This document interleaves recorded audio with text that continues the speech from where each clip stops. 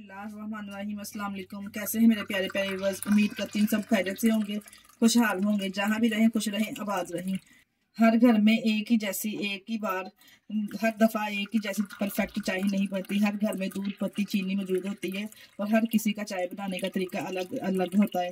अगर आप चाहते हैं कि हर बार ही आपकी चाय परफेक्ट बने और कड़क तैयार हो तो इस रेसिपी को फॉलो करके बनाइए। बहुत ही ज़बरदस्त और लाजवाब बन के ये तैयार होती है।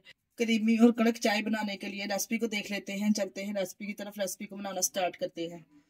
कड़क चाय बनाने के लिए सबसे पहले तो हम एक बर्तन ले लेंगे जिसमें हमने चाय बनानी है और जितनी हमने चाय बनानी है इतने ही कप मैंने पानी के इसमें ऐड कर दिए हैं। 2 कप मैंने चाय का बनाने, 2 कप ही हमने इसमें पानी के ऐड कर दिए हैं। अब आप लोग कहेंगे कि 2 कप पानी के अगर हम ऐड करेंगे तो चाय पतली हो जाएगी। ये मैं आपको आगे चल के बताऊंगी। ऐसा बिल्कुल नहीं है, चाय बिल्कुल पतली नहीं होगी, ये मैं आगे चल के आपको बताऊंगी। अब मैं इसमें शामिल कर दूंगी 2 सब्ज इलायची। इसके दाने निकाल के मैंने इसमें शामिल कर दिए हैं। दाने निकाल के बहुत ही जबरदस्त इसका फ्लेवर आएगा चाय में। इलायची डालने के बाद यहाँ पे हम पानी को बॉयल आने देंगे। यहाँ पे मैंने इसमें कुछ नहीं डाला।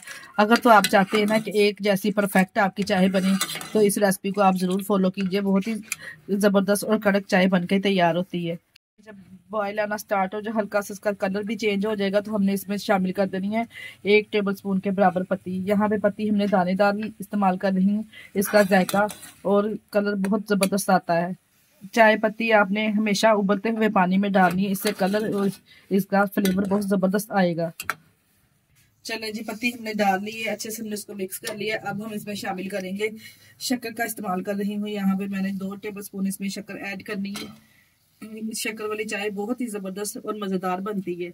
और 1/2 चम्मच मैंने इसमें चीनी का ऐड किया है क्योंकि शक्कर में शुगर कम होती है, इसलिए थोड़ा सा इसको फ्लेवर बढ़ाने के लिए सिर्फ मैंने 1/2 चम्मच इसमें चीनी का ऐड किया है।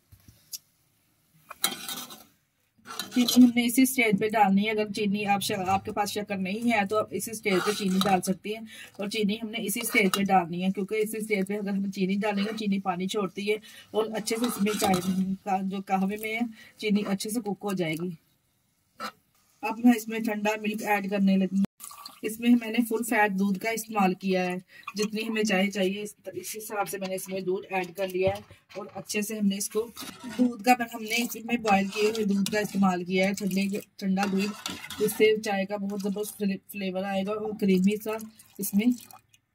सा इसमें टेस्ट आएगा।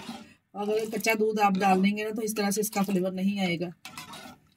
अगर तो थोड़ी गाढ़ी और क्रीमी चाय पीना पसंद करते हैं तो थोड़ी सी इसमें आप मलाई भी डाल सकते हैं।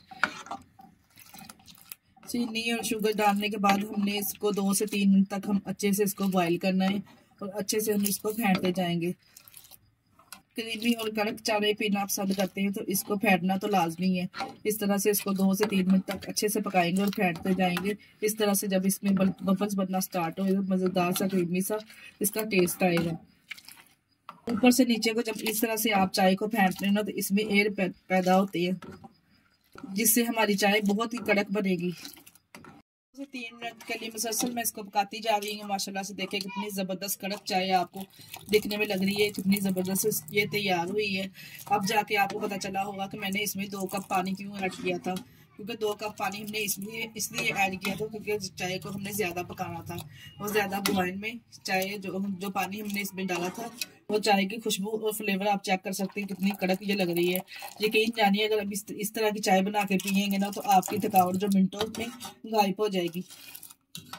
ये लीजिए, मज़ेदार सी कड़क चाय तैयार है, बहुत ही ज़बरदस्त बनके तैयार हुई है। यकीन जानिए इतनी मज़ेदार ये तैयार हुई ना कि आपकी सारी थकावट ये दूर कर देगी।